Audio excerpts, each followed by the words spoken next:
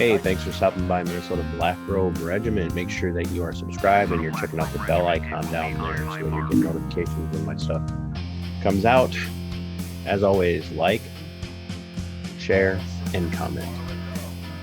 This is another one of those videos, and I try to put these out on Sundays. I don't know why it's important to me, but I guess if I want to put a video out for the channel on Sunday, I would like to talk about things from more of a Christian, a more heavily Christian perspective and biblical perspective, and I try to get these pointed at Christians in particular, regardless of your denominational flavor. So that's what we're going to do today. So as I've been doing over time, I've been talking about the Black Robe Regiment, the origins of it, you know, what it looks like back in the day, what it looks like in this day.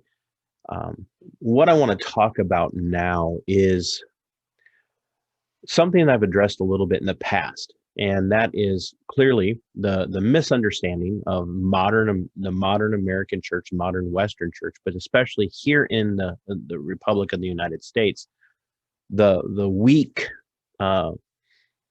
almost facile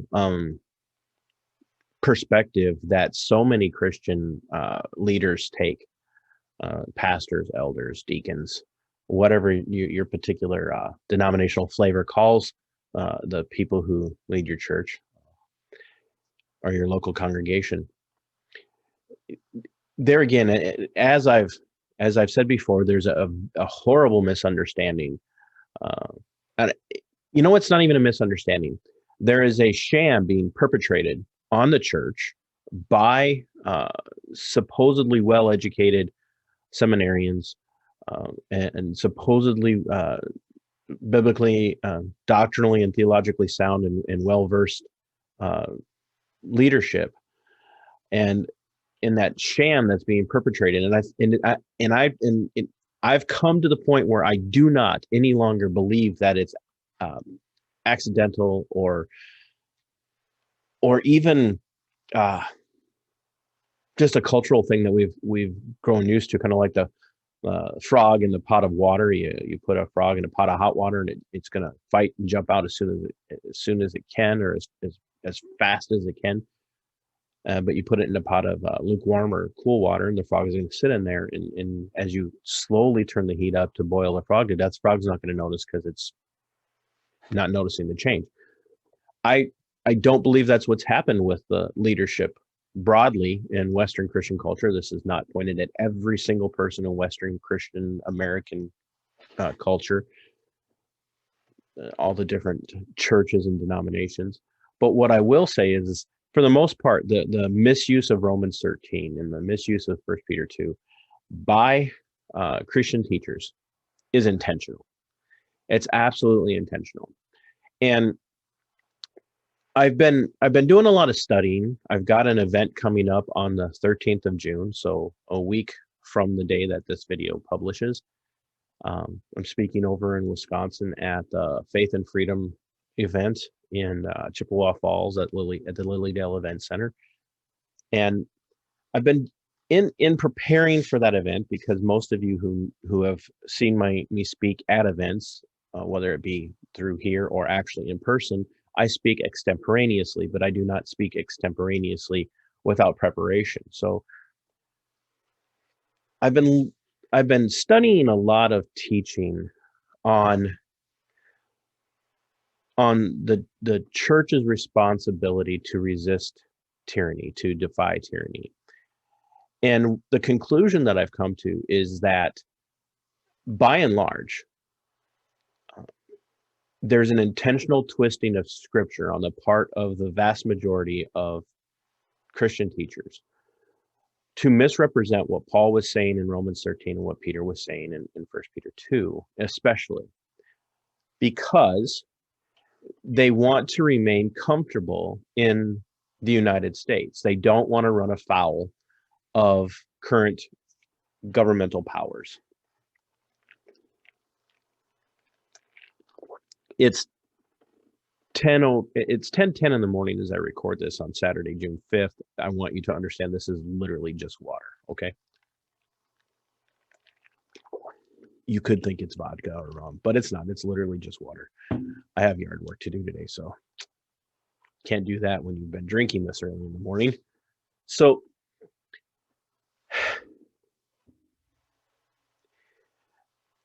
a couple of the books that I've been studying, studying it, I've studied it before, read it before, The Doctrine of Lesser Magistrates by Matthew Truwalla. I'm a Wisconsin native, by the way, or Wisconsin resident. And the book of The Christian Manifesto by Francis Schaeffer, pivotal, beyond mind-blowing when you understand where Schaeffer was coming from. In fact, there's a reality in which I believe Schaeffer would actually be very, very saddened by what has become of the L'Abri Society, the society that he and his wife Edith started years ago. Schaeffer was an anti-tyranny, anti-authoritarianism zealot. He despised those things, and L'Abri, sadly, not in all cases, but sadly, L'Abri has allowed, much like most churches have today, a very passive, very milquetoast, panty waist approach to resistance to tyranny, if any at all, into its ranks. Doesn't mean every person that's at L'Abri and that every L'Abri center is that way, but I have read and listened to and checked into many of the people who are at L'Abri and who are studying at L'Abri and have done commentary since the passing of Schaeffer. And L'Abri has just it's compromised. It's gone lukewarm in many situations. And I say that because people ask me often, hey TC, you seem to be really hard on Christians. You seem to be really hard on pastors and elders and others, and you've really been laying into where they're failing during this current pandemic of church compromise. How do you justify that? Where do you get that? And like, one, I'm going to start off with saying you have clearly not read not only God's admonition through the prophets to what you might want to call the Old Testament saints or the Old Testament church. Now, granted, we don't see the term church or the ecclesia in the way we understand it today appear till the New Testament, but God looked very poorly on compromising believers. And we all have areas we compromise in. We all have areas that we fail to hold our ground. We just do. It's part of the human condition, the sinfulness, the fallenness of man. We're going to have areas where we compromise. We might overlook our pet sin, our personal proclivity, as Sproul like to say, like we have peccadillos, little sins. That's literally what that means, little peccadillos that that we want to somehow justify and say, well, these aren't that bad. So that aside, we have this reality in which churches are they're compromising because they don't want the discomfort of resisting the tyrannical abuses and overreach of government leadership today. And so here in the United States, we are a government of the people, for the people, by the people, as established by the founding fathers, who took everything that they did from the teaching of godly Christian theologians and pastors. And all pastors should be a theologian. Every Christian should be a theologian. But they took that, and there's in particular, as Schaeffer points out in A Christian Manifesto, there the one of the presidents, the founder, early fathers of Princeton University, was a very strong anti-authoritarian, anti-tyranny pastor who was the president of Princeton. And he was the only actual pastor who signed the Declaration of Independence And he was formative and pivotal in that, and in the Constitution of the United States. There was a resistance to tyranny. And we saw that in the inception of what King George came to call the Black Robe Regiment, or that damn Presbyterian War.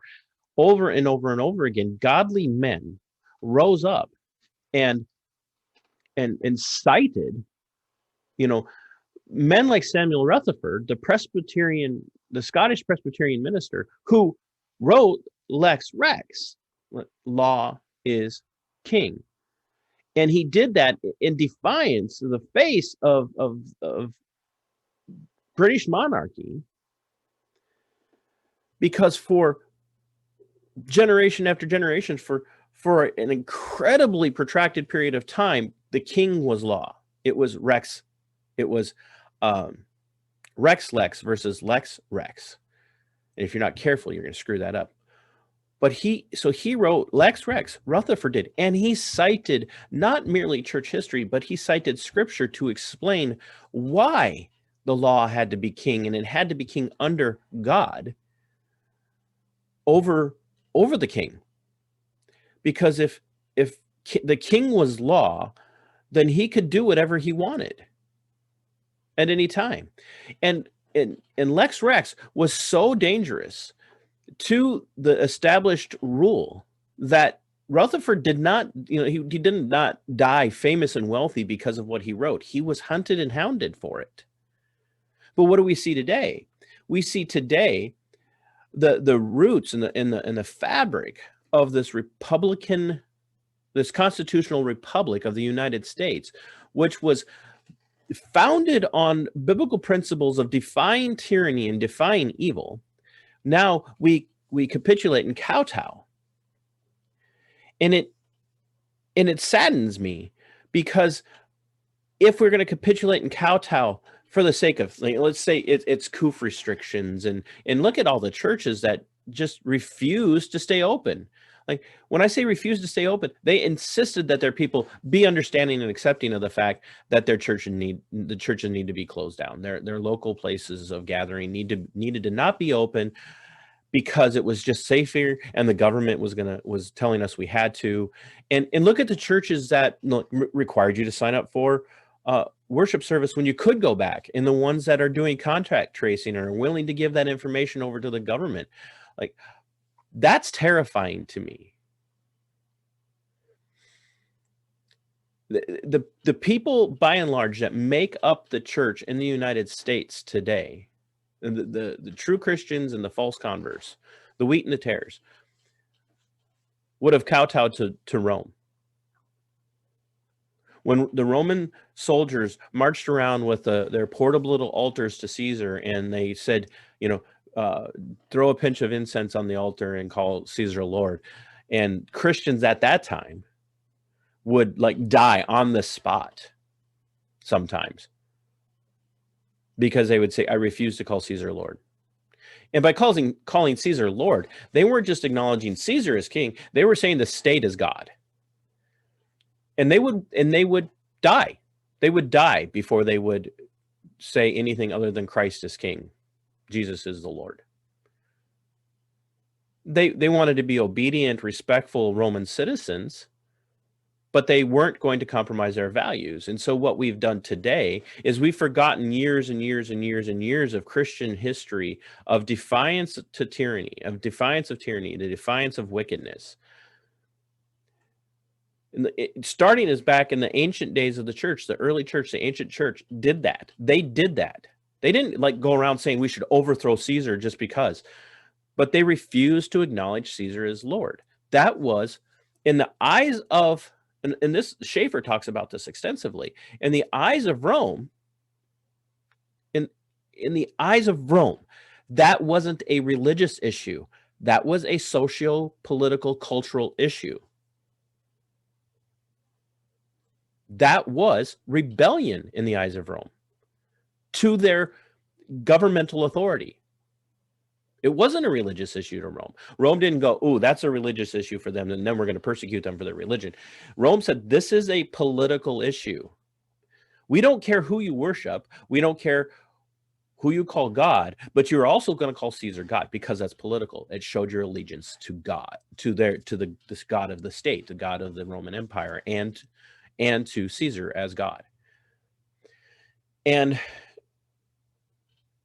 Christians refuse to do that. But what do we see today? We've forgotten Lex Rex.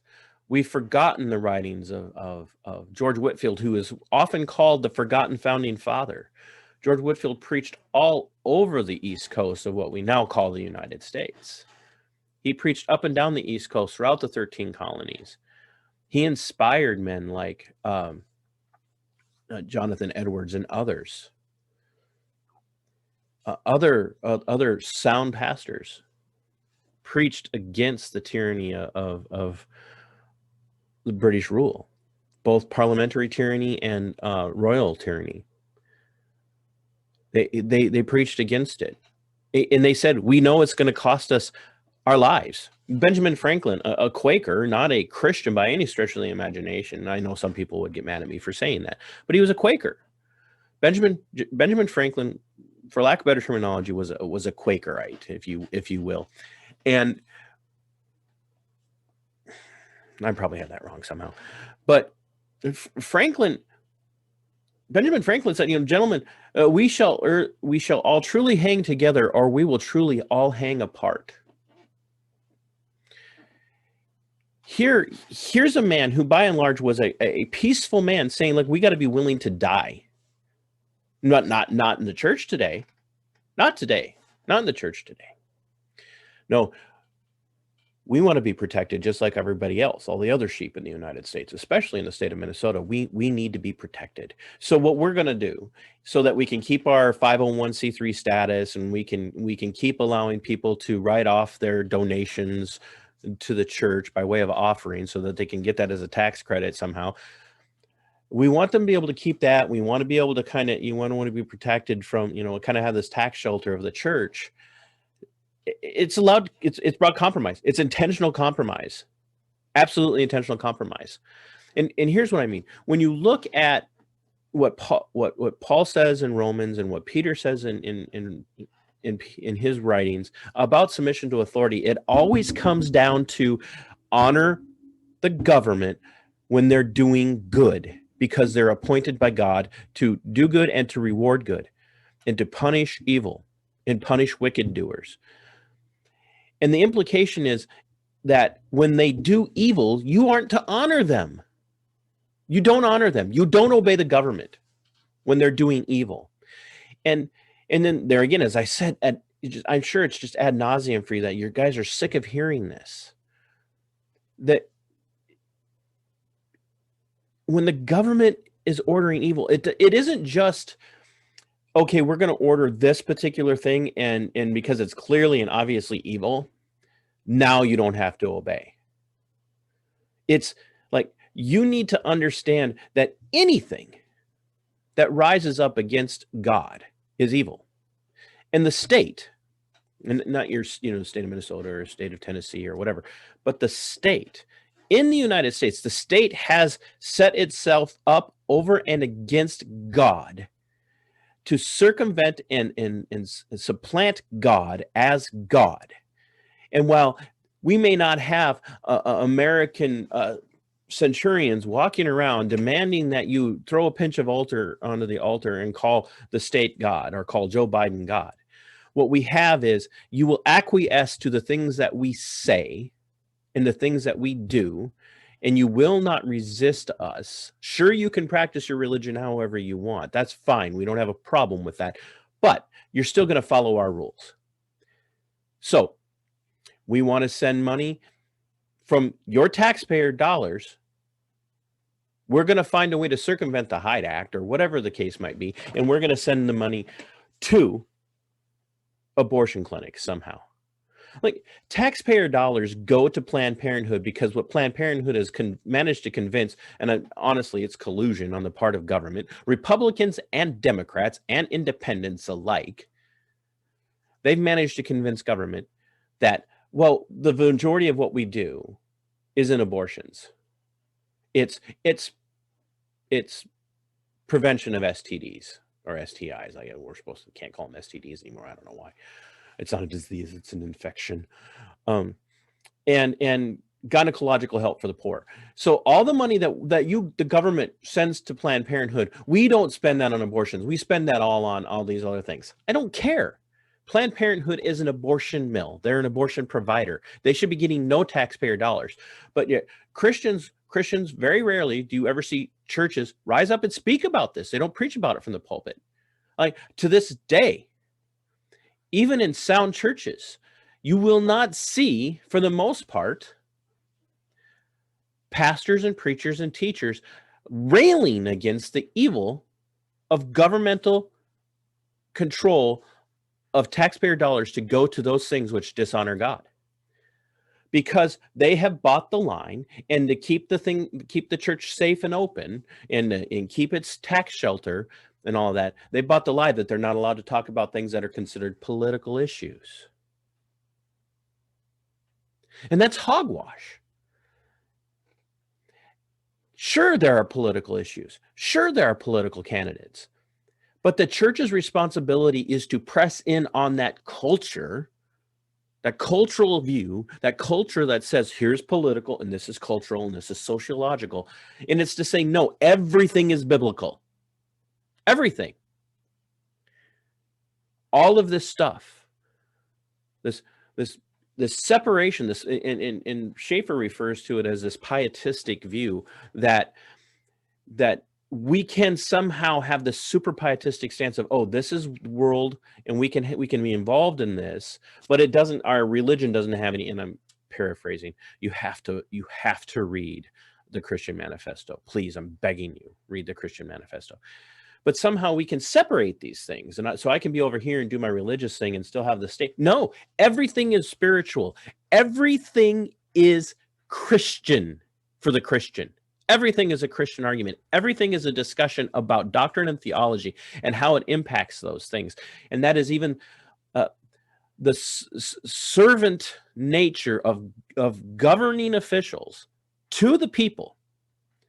God has mandated and ordered, especially here in the United States, the form of the government that exists here in the U.S., this Republican form of government, this constitutional republic of the United States. God has ordained that.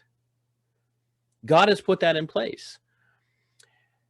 And it's still our form of government, but churches are failing to recognize that, and they're failing to do the right thing. So instead of looking at these people, these governing officials, and saying, no, you have been put in that position by God. Now you will honor God or you will go away. We say, well, they're there and God has appointed them, and so we have to obey them. Like, are you kidding me? Like, Christians have become incredibly weak and sickened through the milquetoast teaching and preaching that they've been receiving. And part of that is this permeating, overarching, whatever government says you have to do. And if one more person says to me, render unto Caesar what is Caesar's, nothing belongs to Caesar in this country. We don't have a Caesar. Now, should you pay taxes? Like, maybe. Could you go to jail for not paying your taxes? Yep, absolutely. But what are you willing to suffer for? Where will you draw the line of where you will stop being subservient to an evil establishment? And make no mistake, it is not the Republican form of government that is evil. What is evil is the way it's being twisted and bastardized by the people we're electing to office. Joe Biden is not a servant of God. Joe Biden is an evil man. He doesn't deserve the position that he's in. And we have no obligation to obey him. As Christians, we have no obligation to obey Joe Biden. None. And that doesn't mean we get to parcel out, okay, we can obey him over here on these social issues because he's doing the right thing, but over here we don't have to obey him because he's allowing taxpayer dollars to go to wickedness. No, like the minute that Joe Biden compromised and did wickedly, the Christian obligation to obey him, if there ever was one, was gone. Was gone. Now, do I expect our politically appointed and politically elected public servants, do I expect them to be 100% perfect all the time, and like there can be no sin and there can be no like, oh, I compromised there and I shouldn't have? No, I'm not calling for perfection, but what I'm calling for is for the Christian church to wake up and understand, like you don't get to parcel out where you obey government and where you can disobey ruling authorities. That's not how it works. And let's be frank. Name a single government entity right now that is honoring God. Name one. Name one. Name one. Name a single political party in the United States that's got any clout, that's taken any seats anywhere right now, that's honoring God for the Christian. But what do we have? We have Christians saying, well, I got to vote for the lesser of two evils. What? Hogwash. Absolute Barbara Streisand. No place in the thought process of Christians. And here's what it comes down to. We haven't just forgotten our founding fathers. We haven't just forgotten the patrician nature of the ancient church. We haven't just forgotten the history of the church from the ancient days until, up in the last 200 years. We have literally pushed off and forgotten men like Francis Schaeffer. Francis Schaeffer is not some far off erudite, philosophical intellectual from the early, 1800s and late 1700s. Francis Schaeffer is a contemporary. Many of the men who are in pulpits today literally studied under Francis Schaeffer. In his seminal work, How Should We Then Live?, Schaeffer addresses the modern philosophical mindset of things like postmodernism and deconstructionism, and how it not only has it destroyed things like art and culture, those things, but the detrimental effect that it has had on how the church, how Christians view government. And I'll flat out tell you, if you are an advocate of Romans 13 and 1 Peter 2 being the call of the Christian to submit to government at all costs, no matter what, because that's what God commands, you're in sin. You're in sin. If that's your position on Romans 13 and in any other passage of Scripture that talks about government ruling authorities, if that's your position, you're in sin.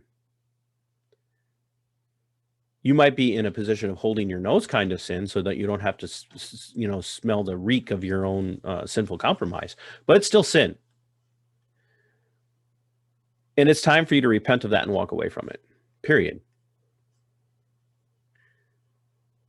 There is a place within Christianity, a very well-established place within Christianity, for us to rise up against tyrants and evildoers. And there can be, as Schaeffer said, a time where eventually you have run out of options when it comes to the peaceful protest, when it comes to calling for lesser magistrates, doctrinal lesser magistrates, Triwala, to interposition. There may come a time where enough's enough. And I'm going to close with this example. And by I'm going to close, I'm actually going to work towards closing. I'm not going to do the old time preacher thing and just in closing and then preach for another 45 minutes. In close, I'm going to use this example. German Christians had a faulty understanding of Romans 13. Dietrich Bonhoeffer compromised for quite a while, and he was, but from the United States, He left during World War II and went back to Germany. And in returning to Germany, his goal was to see the eradication of Hitler.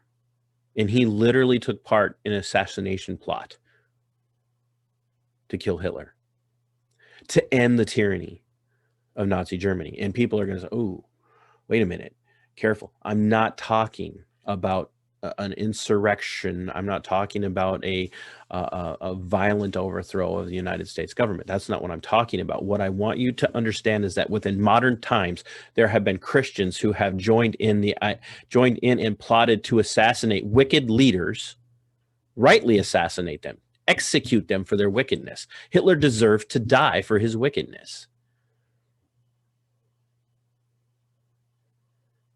And Bonhoeffer sacrificed his life for that. Not 2 weeks before the liberation of Germany and the liberation of the concentration camps, Bonhoeffer was hanged by the neck by the Nazis